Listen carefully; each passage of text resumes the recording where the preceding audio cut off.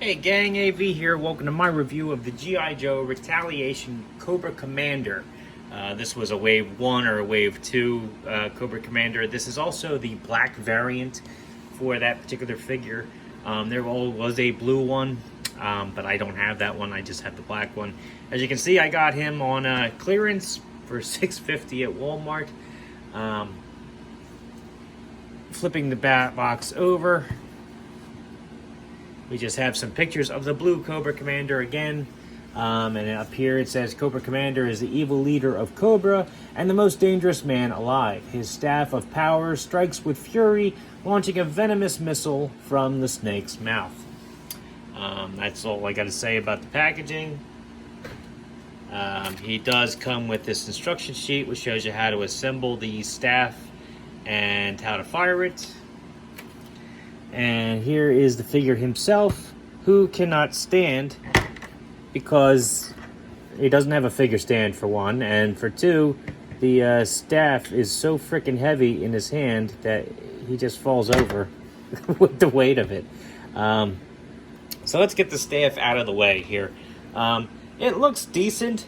It's a little top heavy, as you saw. His hands are also kind of spongy and a little weak. They don't hold this particularly well. It's a two-part construction, comes apart right there. The actual part where the figure's supposed to hold is very thick too, so that doesn't really help any for the figure holding it. Basically, to get it to work, you put the missile in here, and then you push back on the hood to launch it. And it launches okay. It's not too bad. I mean,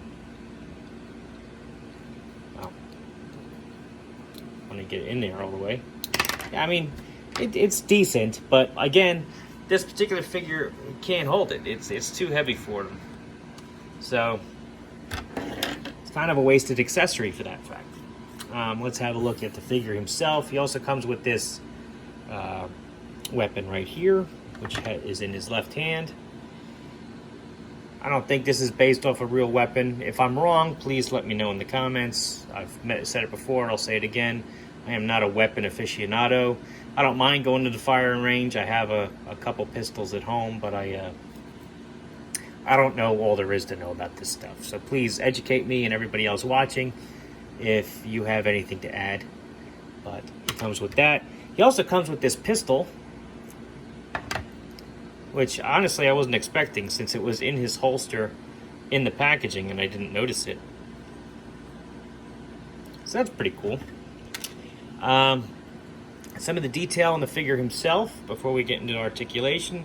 Like I said, this is the all black version, so he's black with Cobra symbol right there, some red detail above his silver faceplate.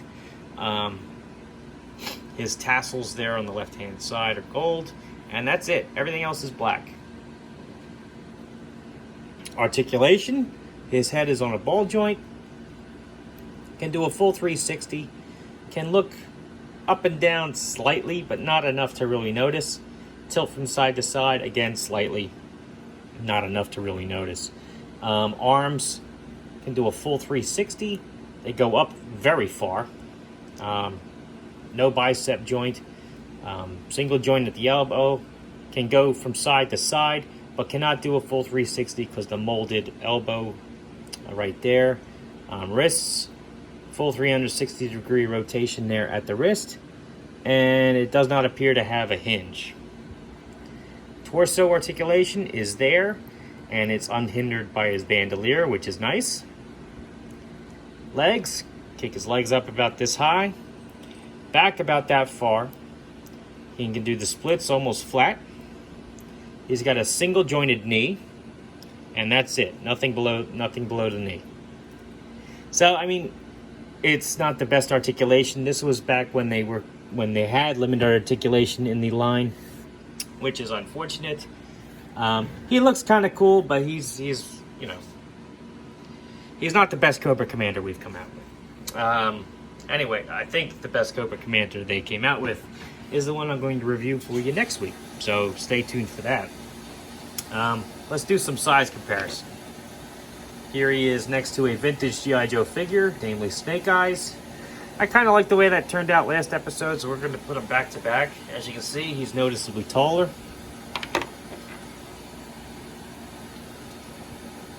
Luke Skywalker, Vintage Collection Luke Skywalker, noticeably taller. A Boss Fight Studio blank. Sizes up pretty good with him. Just a little bit shorter. Captain America, Marvel Universe, a little bit shorter than him. And a 1/18 scale Master Chief, noticeably smaller than him. So, all in all, he's not the worst figure that they've come out with, but he's far from the best. His gimmick is basically worthless because he can't even hold it.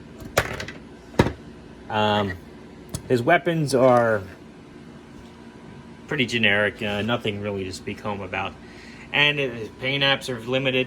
His sculpt's not too bad, but it's limited articulation. He's okay, especially if you're a completist and you need every version of Cobra Commander on your shelf. You